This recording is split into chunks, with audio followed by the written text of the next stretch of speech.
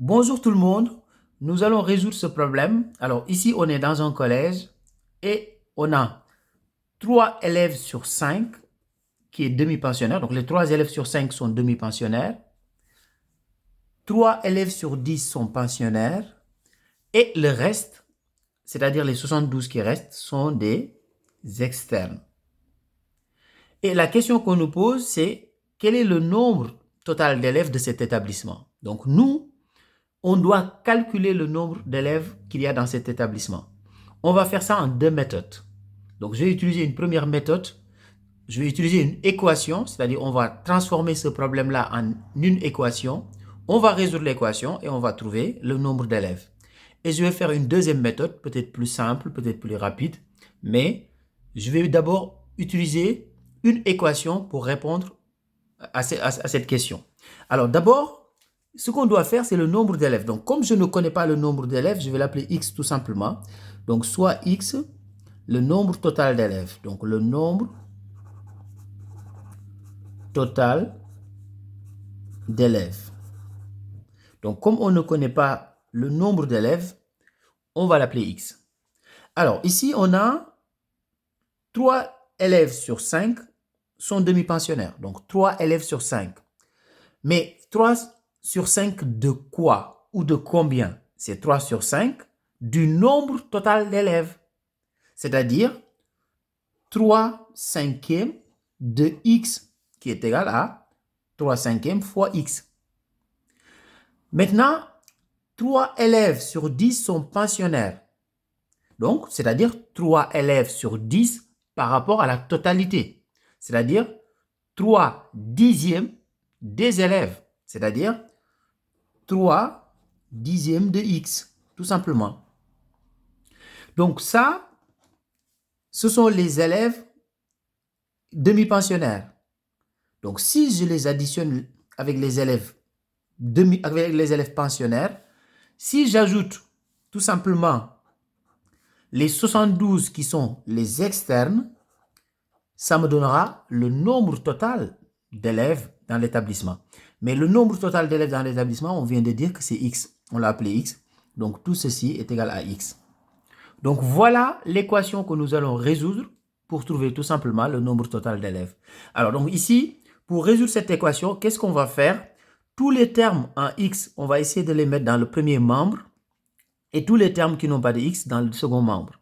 Par exemple, 72, il est dans le premier membre et il n'a pas de x.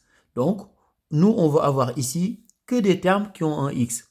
De la même manière, le x dans le deuxième membre, nous, on ne veut pas avoir de x dans le deuxième membre. Donc, qu'est-ce qu'on va faire? C'est comme si j'ajoutais moins x sur les deux membres et comme si j'ajoutais moins 72 sur les deux membres.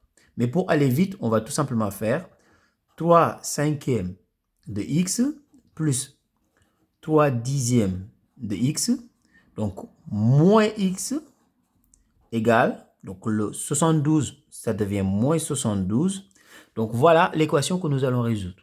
Donc, ici, dans le premier membre, je vais juste factoriser par x. Vous voyez, tous les termes ont un x dans le premier membre. Je vais factoriser par x. Donc, ce qui veut dire que c'est x facteur de. Donc, ici, j'aurai 3 cinquièmes plus 3 dixièmes. Donc là, j'avais que x. Donc, si je factorise ici, je vais avoir moins 1 qui reste ici, qui est égal à moins 72. Donc, je pousse un petit peu le cahier pour pouvoir terminer cette résolution. Alors, donc ici, je calcule maintenant tout ce qu'il y a dans la parenthèse. Donc, je vais réduire au même dénominateur. Donc, ici, j'ai 10 comme dénominateur. Donc, 10 est un multiple de 5, ça tombe bien. Donc, je multiplie ici par 2 et ici par 2, puisque on ne change pas la valeur d'une fraction si on multiplie le numérateur et le dénominateur par le même nombre non nul. C'est la même chose ici. Le 1, c'est la même chose finalement que 10 dixièmes.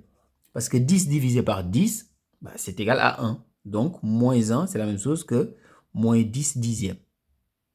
Donc, si je calcule tout ce qu'il y a dans la parenthèse, maintenant, vu que j'ai le même dénominateur, j'ai 10 comme dénominateur, donc j'ai x facteur 2. Donc, oui. Donc, si je calcule tout ce qu'il y a dans la parenthèse, donc là, j'aurai 6 dixièmes plus 3 dixièmes. Donc 6 dixièmes plus 3 dixièmes, ça fait 9 dixièmes. 9 dixièmes moins 10 dixièmes, ça fait moins 1 dixième. Donc qui est égal à moins 72. Donc ici, je peux déjà enlever les moins parce que je peux multiplier les deux membres de l'équation, je peux multiplier par moins 1. Donc, il y a une propriété qui nous dit qu'on ne change pas la solution si on multiplie le même nombre non nul dans les deux membres de l'égalité. Donc, je peux multiplier par moins 1. Donc, ici, qu'est-ce qui me reste? Là, il me reste x fois 1 dixième égale 72. Bah, x fois 1 dixième égale 72, ça veut dire tout simplement que x est égal à 72 fois 10. Et 72 fois 10 est égal à 720. Donc, le nombre total d'élèves, c'est 720. Donc, ici, je vais faire une deuxième méthode ici, une deuxième méthode qui est plus rapide. Donc, je vais faire ça ici à côté. Alors, donc ici, maintenant, si je regarde la proportion, je vais baisser un petit peu comme ça, vous revoyez l'énoncé. Alors, ici, la proportion d'élèves demi-pensionnaires, cette proportion, c'est 3 cinquièmes, donc 3 sur 5. Donc, plus la proportion d'élèves pensionnaires, ici, c'est 3 dixièmes. Donc, plus 3 dixièmes. Plus, si j'ajoute normalement la proportion d'externes, je dois trouver 10 sur 10, c'est-à-dire 1. Donc, il faut que je trouve la proportion d'externes ici. Mais c'est la même chose. Là, je vais encore réduire au même dénominateur comme j'ai fait dans la première méthode. Donc ici, je vais faire fois 2, fois 2.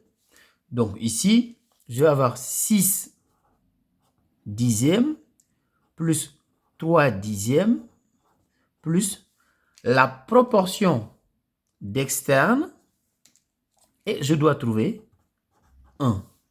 Mais ici, si vous regardez bien, si j'additionne ces deux-là, ça me fait 9 dixièmes.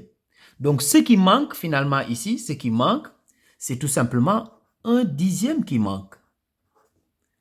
Ça veut dire que les externes représentent 1 dixième. Et comme les externes sont 72 ici, et eux, ils ne représentent que 1 dixième, ça veut dire que la totalité, c'est 72 fois 10. Comme on a trouvé ici dans l'exemple de tout à l'heure. Si on fait 72 fois 10, on va trouver tout simplement 720 comme dans la première méthode. Donc vous voyez ici deux méthodes pour pouvoir répondre à cette question. Au revoir, je vous donne rendez-vous dans la playlist. Il y a plusieurs problèmes de ce type dans la playlist. Si cela vous intéresse, vous pouvez regarder. Au revoir.